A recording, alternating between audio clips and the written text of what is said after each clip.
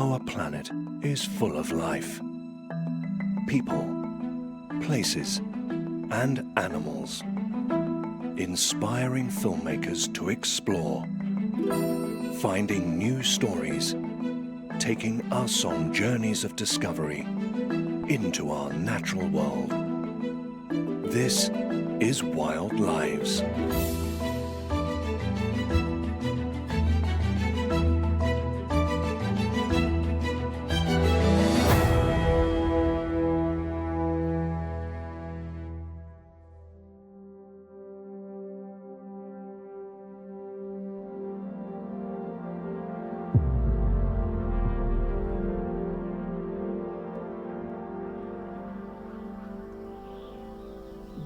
Ny tantara sahala amin'ny angano zany araky ny voalaza teo hoe ny olona taloha mipetraka tao anaty ala tao. Kay le hira nandeha nanokatsy vilagny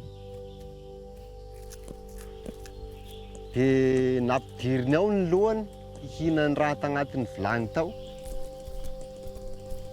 Kanjo avy tapoka zany le olo tompony vilagny.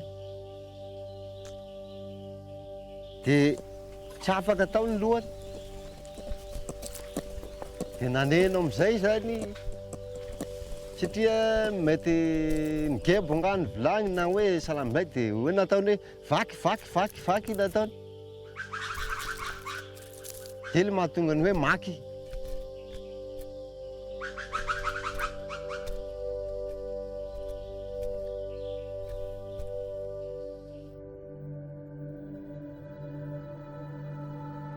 Today, the Maki are one of over 100 species of lemur found in Madagascar, almost all of which are endangered. Like 90% of Madagascar's wildlife, they are found nowhere else. Madagascar is an ancient island, separated from Africa for over 160 million years. Much of the land was once covered by lush rainforest. But now, the trees have been felled. What isn't used for agriculture has been left barren. Seasonal burning stops the forest growing back. Nestled between towering cliffs, a tiny fragment remains. This is Anza, a beacon of hope and a last refuge for the Maki.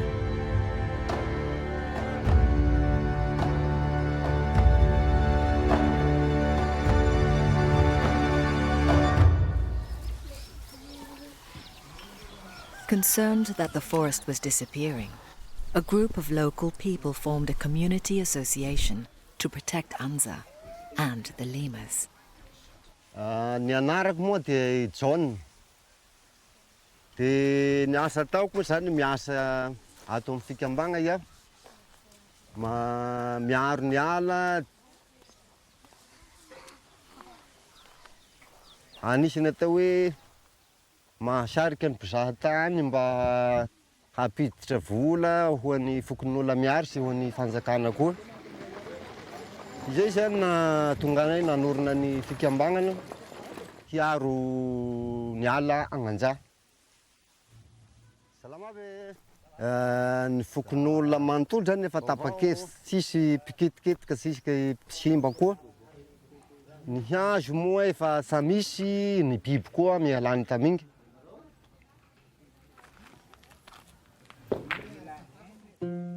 The association also established an entrance fee for the forest, which is used to fund a local school. Many members now earn their living taking tourists to see the lemurs in the forest.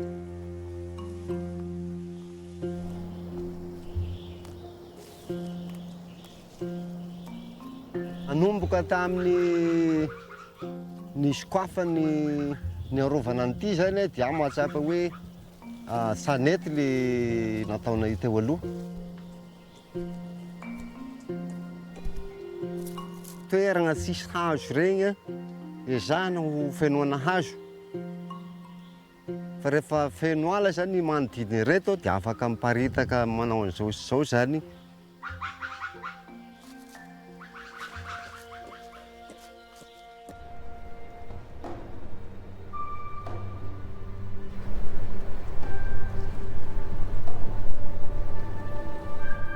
The Maki are the biggest draw for tourists to Anza. As Madagascar's most famous lemur, many people come here just to see them.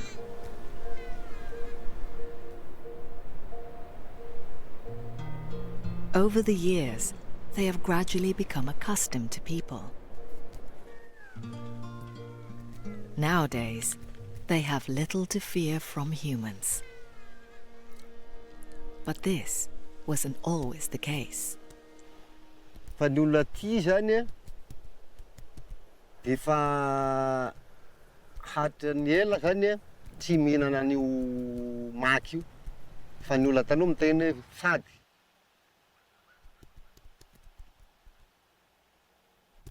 De nisy olona zany olona tsy de mponina aty fa olona vahiny ny ramony aty. De izy zany le nitarika le olona namono ny biby. De vonoany le biby de hohaniny.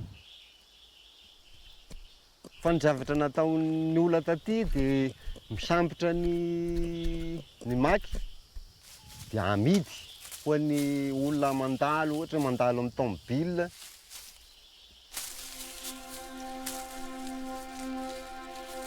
You going to mug me? I'm not gonna mug you. Is that gorgeous or what, eh? And I believe I can run a decent marathon. Thank you very much. Download Veely now.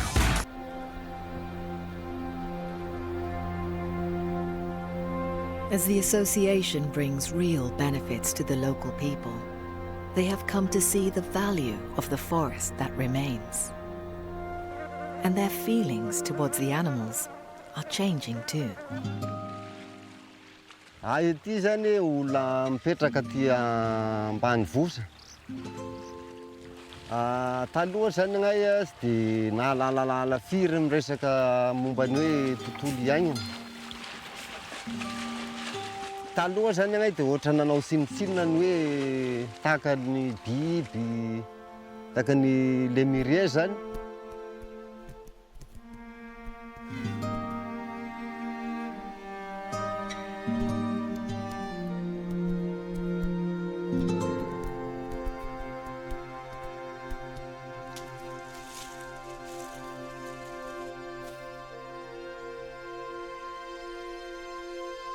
De rehefa atao zany hoe ny ankapobeny de mitovy fiainana amin'ny olombelo ihany zany ny maky. Ary samy voazagnahary na ny olombelo na ny biby.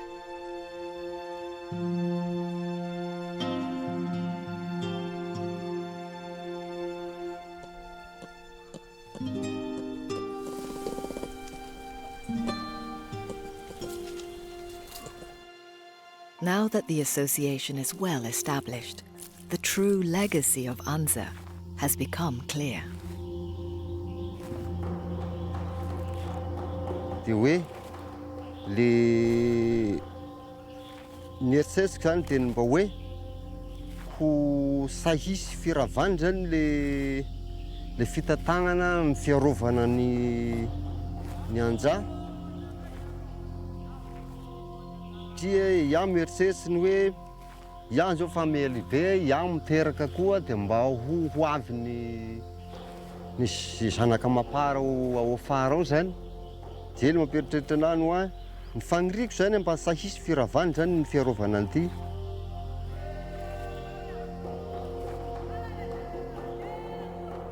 Mino aho fa mba hiezaka bebe kokoa zany ny mandimby ao afara ao. Akosin'izao fahitantsika maso zao.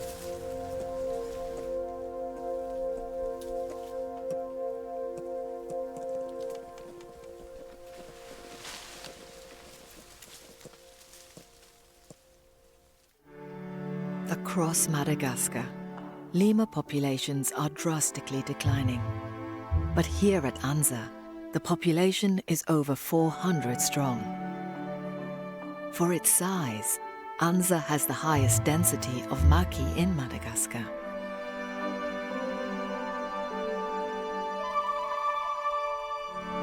The future is uncertain for much of Madagascar's wildlife. But at Anza, at least, it seems the Maki are safe.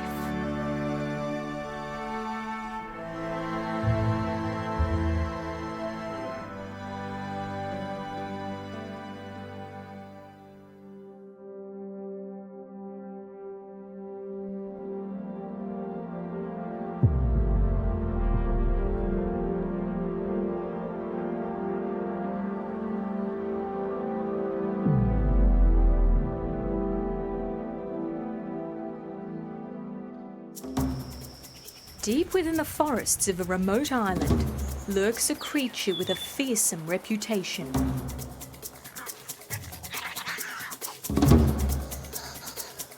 Meet the Tasmanian devil.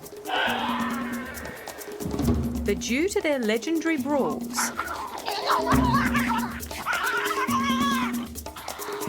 this irritable icon is now facing disaster and may be in desperate need of our help.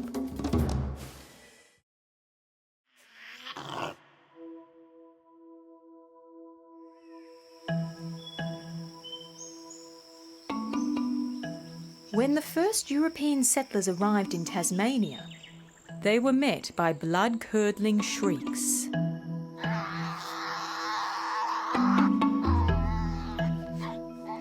Little did they know that this terrifying sound came from an animal only the size of a small dog. But these little devils earned themselves a formidable reputation.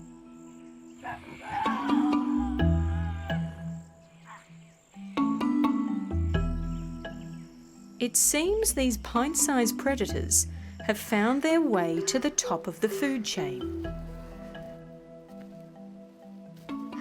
When the dingo arrived, the thylacine or Tasmanian tiger and the devil became extinct on the mainland of Australia.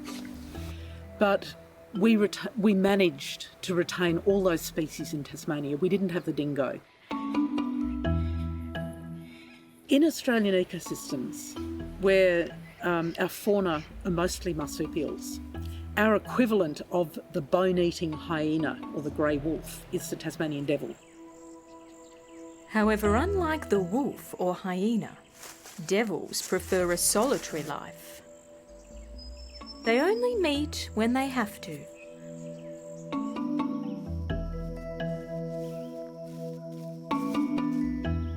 When they mate and eat.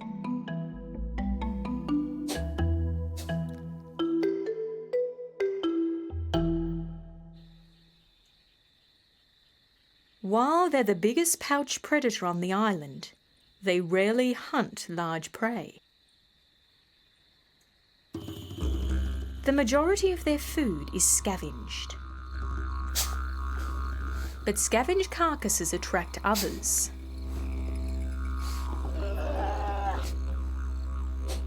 And that means sharing.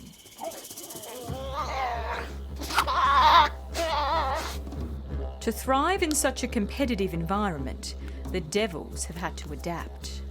It has very robust teeth and jaws for eating bone and consuming the hard parts of carcasses.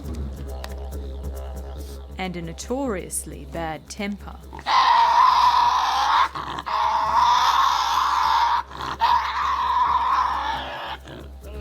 They do not get along, so things usually flare up over dinner.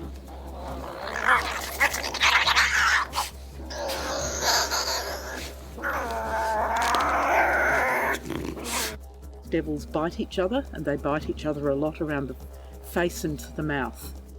They can inflict deep wounds as they squabble over food.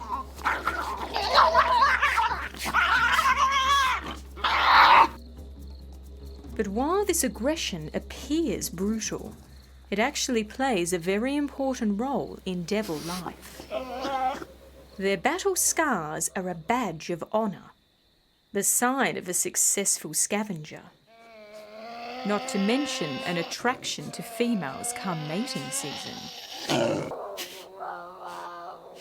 But more recently, their love of fighting could be the devil's downfall.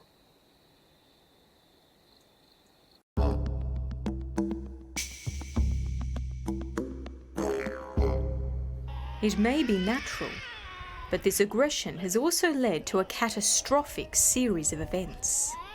Well, I'm an immunologist, and I'm particularly interested in how cancers escape the immune system. Around about 1996, one female devil developed a cancer. A photographer was taking photos in a place called Mount William, and he sort of wondered why the devil population was a bit low. But he also noticed some devils with these horrible lesions, and that was devil facial tumour disease. And DFTD, as it came to be known, was no ordinary cancer. This devil then bit another devil and transmitted a few cancer cells. When you think of all the cancers there are, and there's only 3 types of transmissible cancers, it is extremely rare.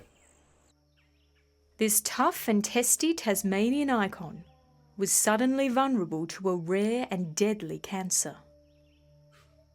And due to the devil's naturally aggressive behaviour, the disease now threatened to spread across the island.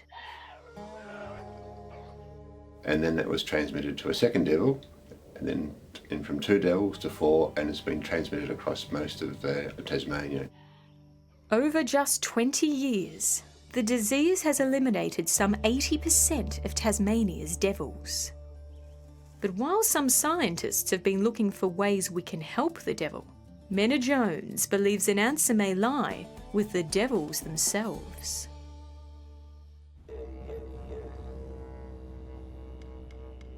Menna has been focusing on a problem created by the devil's mating behaviour.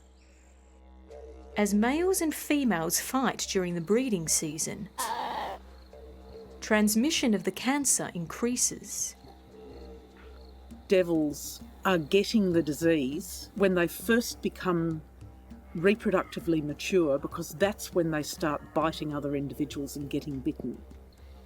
And they are dying within 6 to 12 months of reproducing. So they're dying at very young ages. But Menna and her team then discovered an extraordinary change in the devil's behaviour. Where there's very high mortality, there's very strong selection pressure for the animal to survive. We're finding that one of the responses to the disease is that devils are breeding much earlier. They're breeding as teenagers, only 4 or 5 months after they're weaned, and they're tiny little animals there. It seems the devils have started to mate before they are exposed to the disease. This remarkable adaptation has slowed down the spread of the cancer and has given other scientists like Greg Woods a chance to come up with their own solution.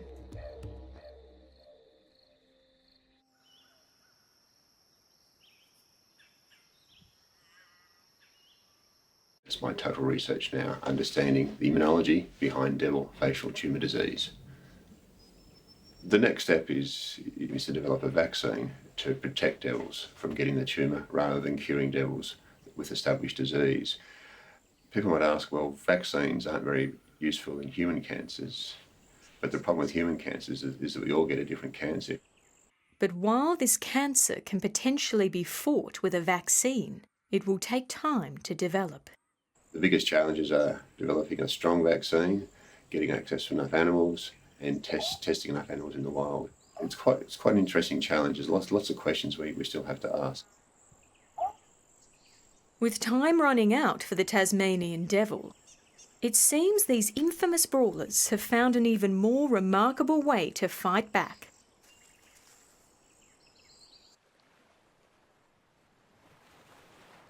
Despite our best efforts, Menna has discovered an even more extraordinary response to the disease. So for the first 10 or more years, populations were declining precipitously. and we haven't seen any further population decline in those areas since 2008. We have also recorded rapid evolution in the genome. Now, if you put all of those three things together, I think we are seeing the early signs of the evolution of resistance to the disease. I think we're going to see changes sooner rather than later. And not only are they fighting back, they are doing so incredibly quickly. I've been talking about evolution for 10 years now, but I was thinking maybe 20, 30 years we might see some evolution of resistance in the devils. And I think we're seeing it, within 8 years of local outbreak. So people talk about, we're going to find a magic bullet or a silver bullet, but really the magic bullet is evolution. And it's really a matter of watch this space. It appears this little devil with a big attitude is doing battle with a deadly disease. And some believe they may even be winning.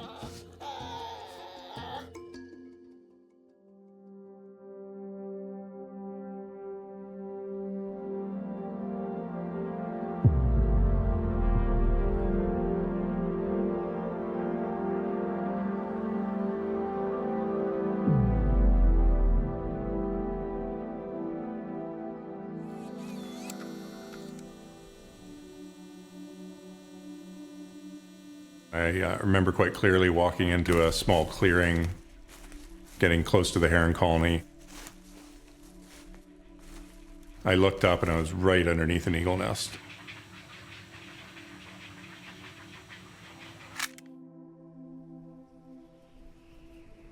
We realized these eagles were nesting right amongst the herons, and this just didn't seem to match with what we understood.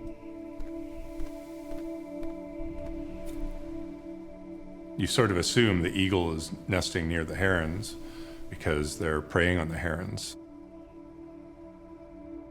Most people don't know the story.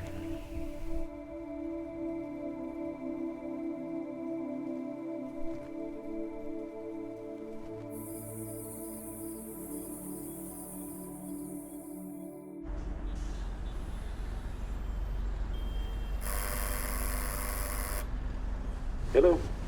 Hi, it's Steven. Hey, Steven, come on up. Thanks.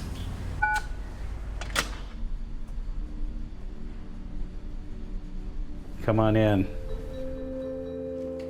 As you know, we have a heron colony down here below us.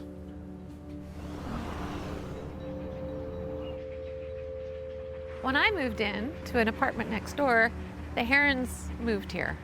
And I've been watching them for 17 years. The herons come every year, which is just remarkable.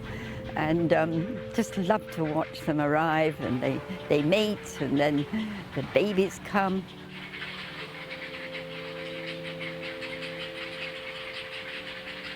And of course you feel sorry for these innocent little chicks that are getting torn to shreds right in front of you. So yeah, there's definitely some conflicting emotions there.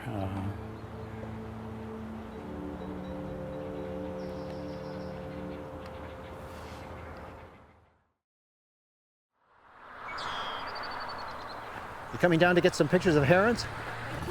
Leave the camera at home, I'll see a lot. Well, maybe that's it. Yeah. Just good to see people out looking at herons. And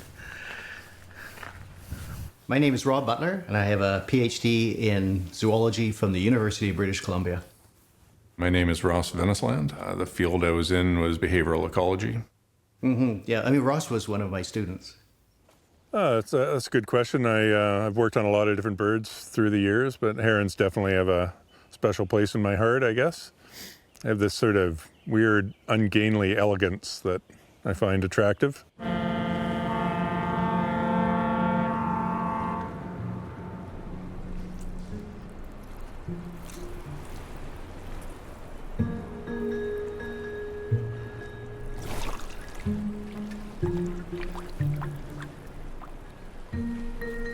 On the coast of BC here, we have the Fanini subspecies of great blue heron. The subspecies numbers about 4,000 or 5,000 birds, and they're considered a species of special concern here in Canada.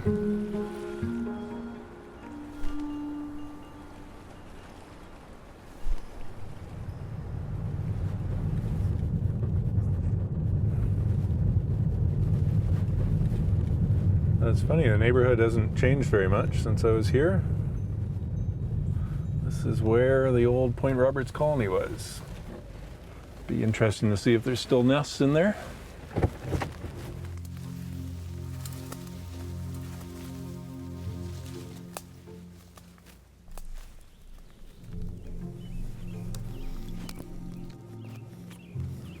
Aha. So here's some remains of nests around here. It looks like a whole branch had come down here that held a nest. This would have been the materials that that the herons were using. So back in the day when this was all heron colonies, this was a crazy active environment. Hundreds of herons. The noise was unbelievable.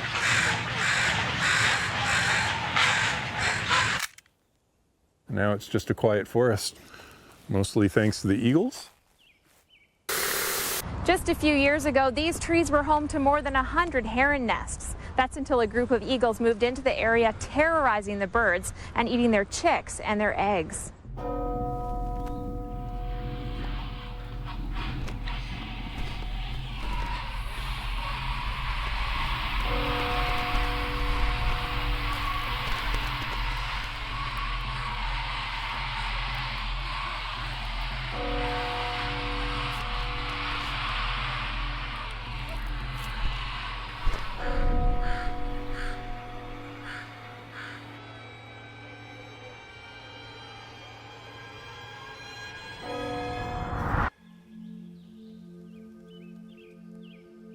We were pretty shocked when this place abandoned. It was our biggest, longest lived colony. But also very happy that they resettled not too far away.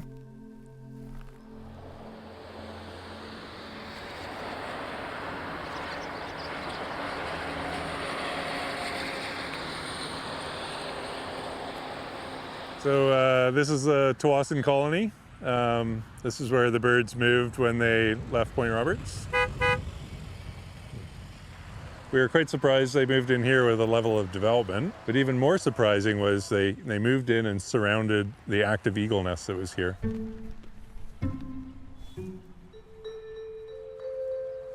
So it couldn't be more obvious at that point. The herons were the ones following the eagles around.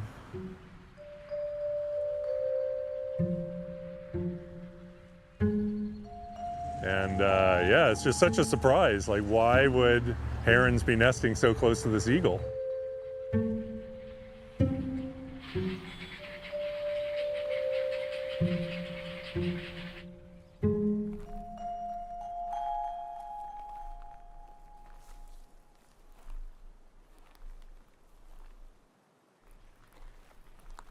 Oh yeah, look at that, right there. That picture says it all. So about 4 out of 5 of the herons in the lower Fraser Valley are nesting around eagle nests like this. The eagle is a major predator of herons, so why would they nest there? Back in 2006, we had a really big windstorm here. I mean, I think the wind speed was essentially hurricane force. It blew the eagle nest in Chilliwack out of the tree. And the heron colony started to do worse. The number of young that were raised in that colony dropped dramatically. The following year, the eagles came back, built their nest, and the number of young increased.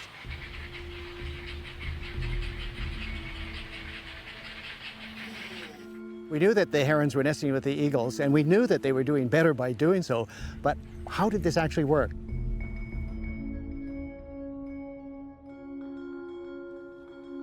Eagles set up big nests, and they're very territorial around these nests.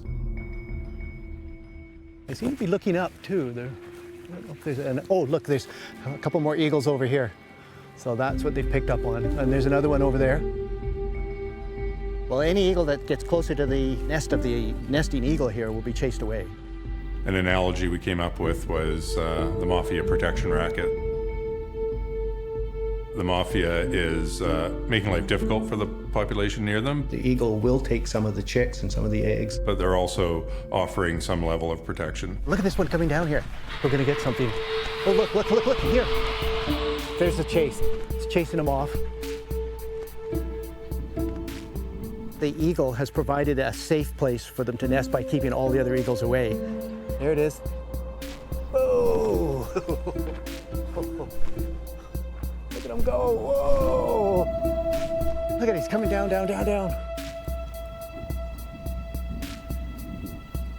So the herons that are nesting near eagles are essentially sacrificing some of their young for an overall protection. The herons know exactly what they're up to. You got to remember that you only have one pair of eagles around that big colony, whereas if you're out away from an eagle nest, you've got all the eagles with their eyes on you.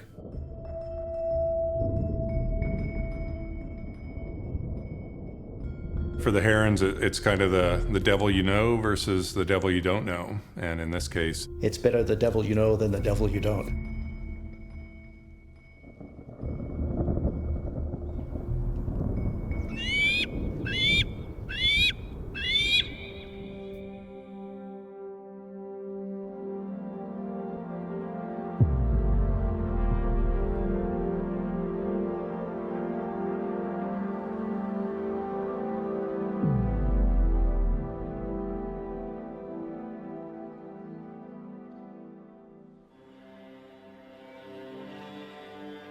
The white-tailed sea eagle is Britain's largest bird of prey.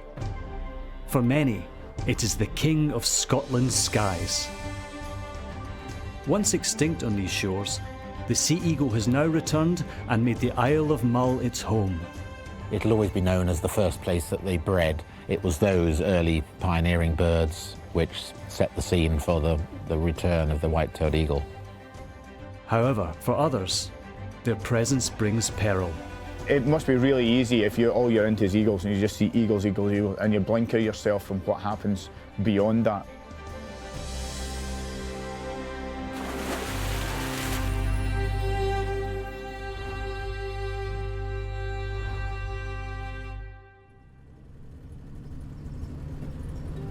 Local RSPB officer Dave Sexton has been watching and monitoring sea eagles on the Isle of Mull since the early 80s. Today he's travelling deep into the heart of Tyroran forest to visit a very special pair of eagles, Fingal and Iona. We know this pair really well. The female was hatched in 1998. She's a Scottish bird from northwest Scotland. But the male here is actually a Norwegian import from 1997. So they're good, mature birds now and have been raising chicks for many years. This year the pair have a hungry new mouth to feed. But already there has been tragedy. After losing their first chick of the season, Fingal and Iona must now work harder than ever to raise their only surviving eaglet, helping to restore the sea eagle's original population.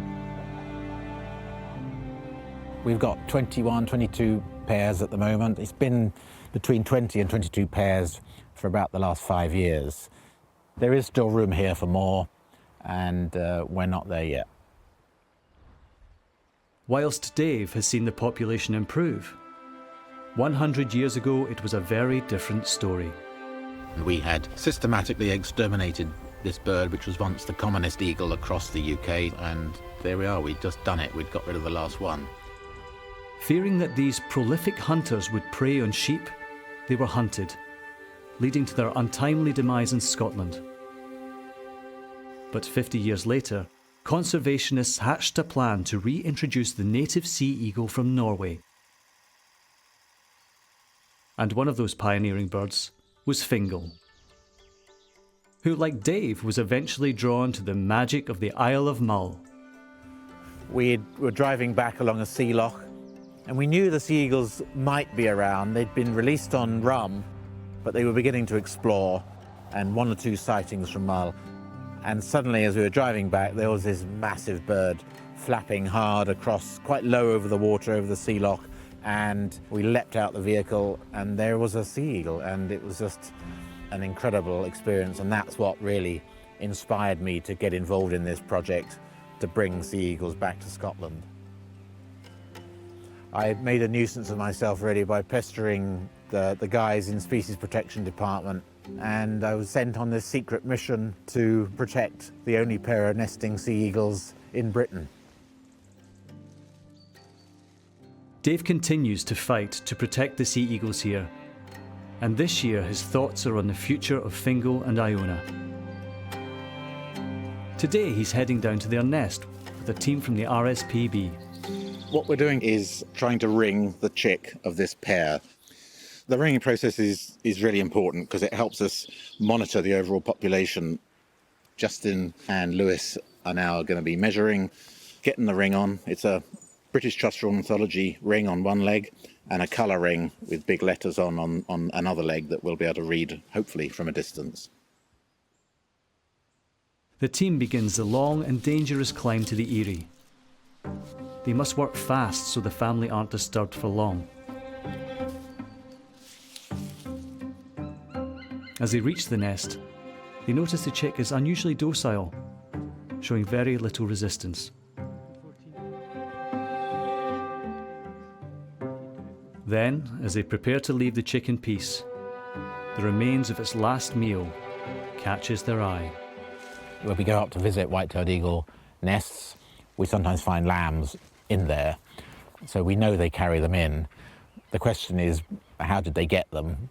Did they kill them? Did they scavenge them? Were the lambs stillborn? So many questions. For hill farmers in Mull, the sea eagle is a real source of concern.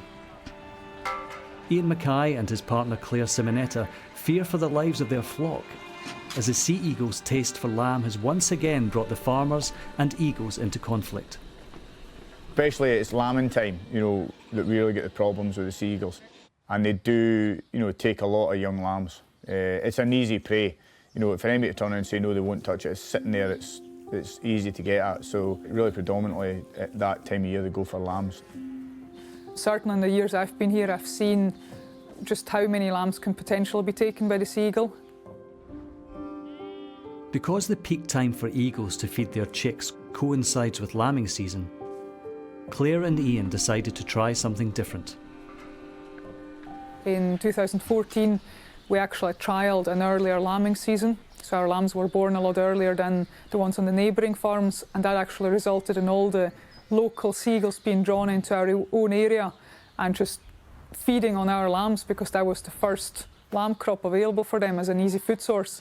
And we had the worst lambing in our own record since we've taken on this farm, so that was really an eye-opener to the sea eagle. And as the island's resident RSPB officer, it is Dave who is the first to receive any complaints. Inevitably, some of them will take a few lambs each year as well. Golden eagles and sea eagles, they're big predators, they're going to take a few lambs. Whilst research and studies have shown a lot of lambs that are taken are already dead or sickly in some way, maybe previously injured by other birds like hooded crows that can do a huge amount of damage. They're either not believed or they're thought to be biased in some way. But there is a much more enlightened attitude in the public. People want to see these birds. They deserve to be here. And we just need to find practical, pragmatic solutions to helping the farmers live alongside them. But now Dave thinks he has found a solution. Luring the eagles away from sheep farms and back to their natural coastal home has really helped the local farmers, and even created a new tourism industry. I think what we do does help the farmers because if you want to stop a particular predator eating one source of food, give it another. It certainly takes the pressure off the birds at a time when they are under pressure to feed their young. Obviously, if they're eating fish, then it's doing good for the chicks, and they're not taking other things either. Martin Kivers has been feeding these eagles for a decade by mimicking fishing boats that throw fish scraps over the side, hungrily taken by opportunist eagles. people will flock for miles to get a glimpse of their impressive hunting display.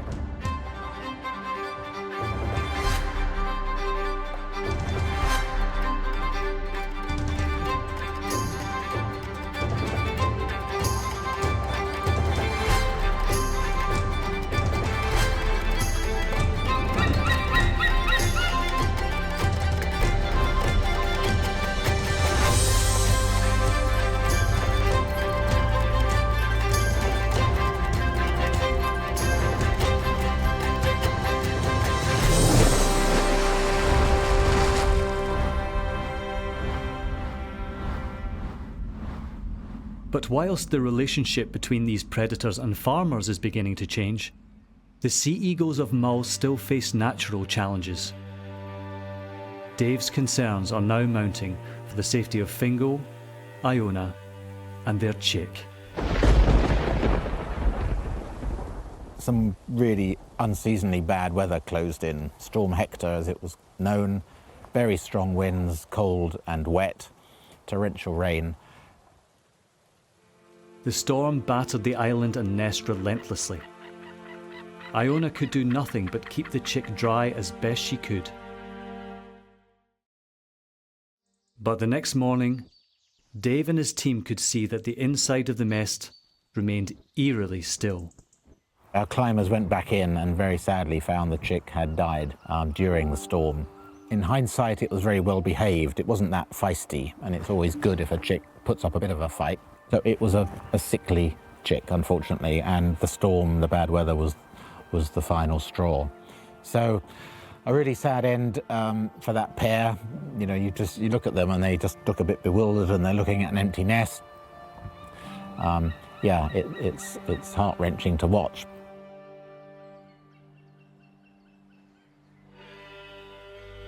Whilst it's a sad end to this season, Fingal and Iona will have another chance next year. The Isle of Mull is a real sea eagle success story, and now, a century since their extinction, opinions are beginning to change. The sea eagle, in my own personal opinion, is it's a big vulturous-looking creature, but it is iconic, there's no doubt about that, and I'm not here to say I want to see them eradicated. I don't hold grudge against the eagle. The eagle is an animal that's just trying to make a living. If the lamb's an easier prey than a fish, you can hardly blame it. We would all do the same. So the bird deserves no hatred or anything. Whilst some still see these aerial predators as a menace, for many they have become an integral part of this island. Mull is one of the key spots for them now across Scotland. It'll always be known as the first place that they bred. That'll never be taken away, so people will always come here and the economic value of them will continue to increase. I hope sea eagles continue to thrive, and I hope they continue to spread across Scotland into their former haunts. The future for the sea eagle is still very much in the hands of the people who share their Highland home. But here on Mull, they are once again succeeding and even benefiting the island like never before. Here in a land where eagles dare, eagles thrive.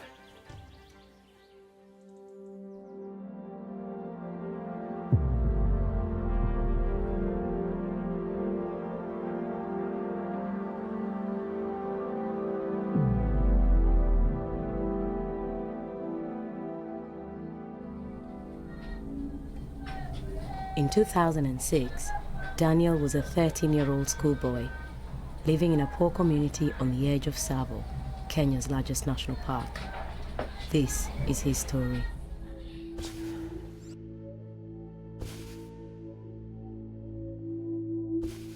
My parents died earlier when I was in primary. My father died through a death which was caused by a buffalo. I was left with the 3 siblings, 1 sister and 2 brothers. My dream was just becoming a pilot.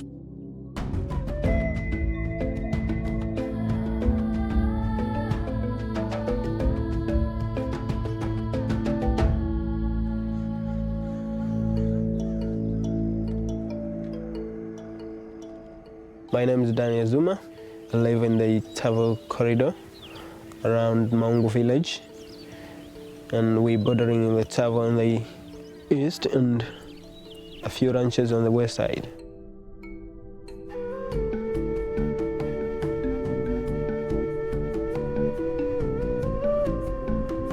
We are 5 of us in our family.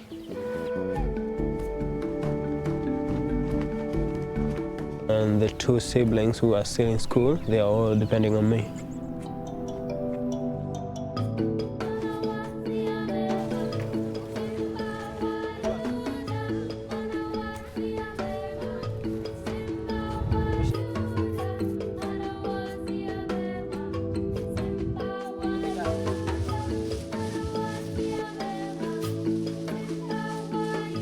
It's really hard getting a job in this village because basically it's a small village, no big companies and such stuff, so idleness is really a big problem.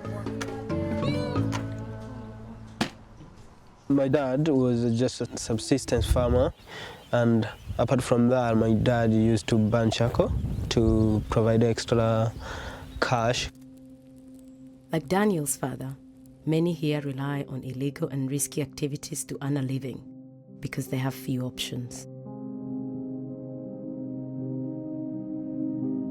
So when Daniel's father was killed by a buffalo, the community mourned, but nobody blamed him. Life with your parents is really smooth, not that tough as compared to when you lose your parents.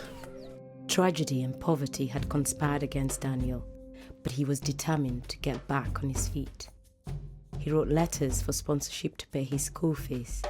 And when he succeeded, he kept on dreaming big. My dream was just becoming a pilot, that commercial pilot flying commercial aircraft. But it was just a dream because with the situation after my parent died, I did at that point think that one day I will become a pilot because of the finances. Daniel's luck was about to change.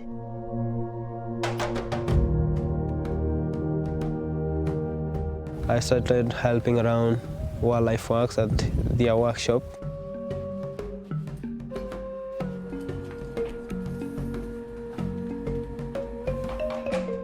Wildlife Works owns a sanctuary that connects 2 of Kenya's largest national parks via an essential wildlife corridor. But this corridor is also home to Daniel and 10,000 others. Living in such close proximity, conflict is inevitable. 7,000 cases of human-wildlife conflict in Kenya each year result in the deaths of at least 100 people and countless more wild animals.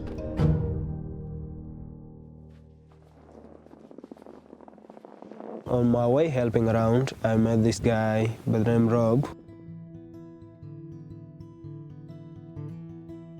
A gyrocopter pilot, Rob was in charge of a wildlife area surveillance team. He took me to college and I attained my diploma in aeronautical engineering. I started working at his hangar, taking care of his aircraft. The sanctuary between the national parks is vast. It's incredibly hard to protect with only ground forces. Gyrocopters have become an essential tool for protecting the wildlife and helping reduce conflicts with people. Currently, I'm helping with surveillance. We go every morning. With a top speed 3 times that of an off-road vehicle, gyrocopters can respond rapidly to call out in remote and hard-to-reach areas. Having the gyrocopter airborne, having eyes in the sky, enables us to identify where the problems are and get our ranger force in to sort those problems out as quickly, as efficiently and as safely as possible. When we're out flying, we usually check out for poachers. Sometimes we get bad things like an elephant down through poaching. Of 13 elephants found dead in the sanctuary between September and November 2016, all but 2 were shot, poisoned, or snared. I've been living in the Tsavo corridor for all of my life, but I never known the importance of wildlife till I started living with Rob.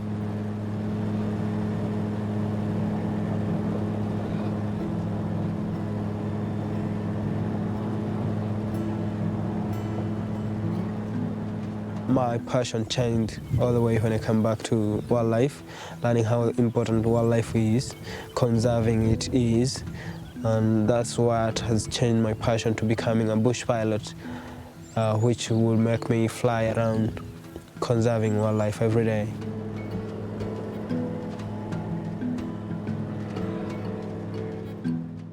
The first time I was kind of scared flying because I've never flown before, you know, but with time flying with Rob, I got used to that and I loved to fly more and more.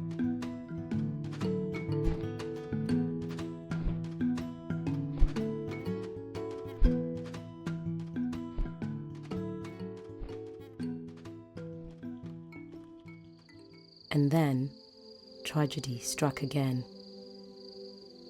In March 2017, Rob suddenly passed away.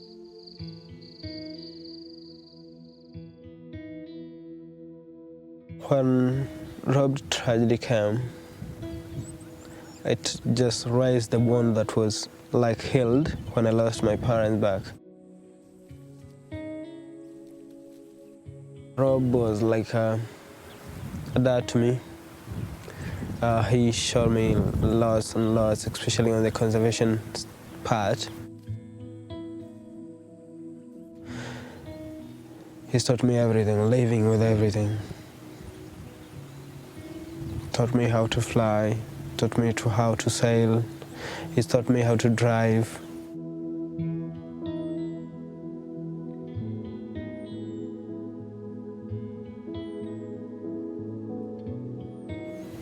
That's how I remember Rob. Yeah, I'll probably never forget him all of my life.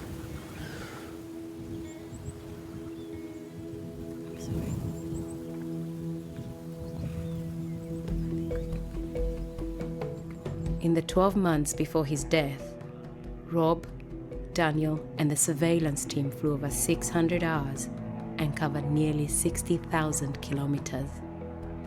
The elephant population here rose by 600 over the same period. I would like to be a gyro pilot to keep his legacy running on.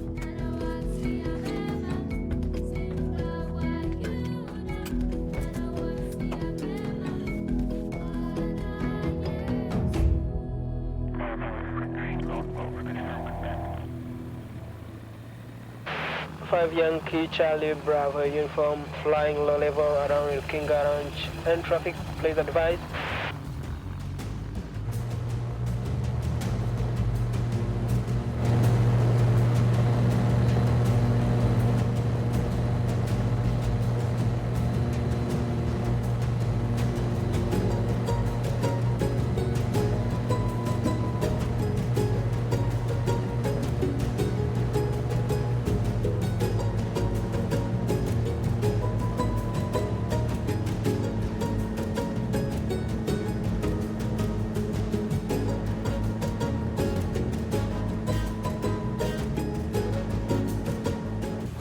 My dream was just becoming a bush pilot, conserving wildlife every day, every moment, and always.